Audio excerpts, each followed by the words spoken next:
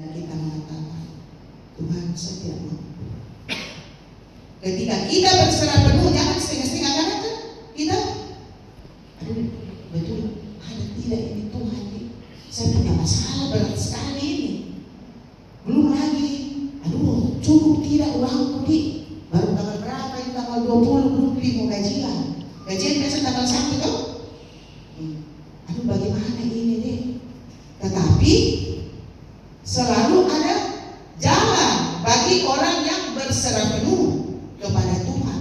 Memang apa yang kita minta sekarang, ini kok Olive, Tuhan tidak seperti itu.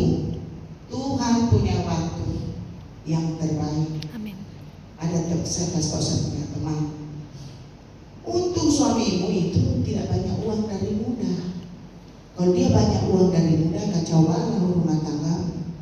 Karena uang bisa menyesatkan orang, ya. Uang segala-galanya tuh. Bagaimana kalau tidak ada uang? Bagaimana nih mau datang di PD, bayar Grab, Maxi? Bagaimana? Uang, harta dunia boleh, tapi jangan kita melekat kepada harta dunia. Kita harus melekat kepada Tuhan, ya.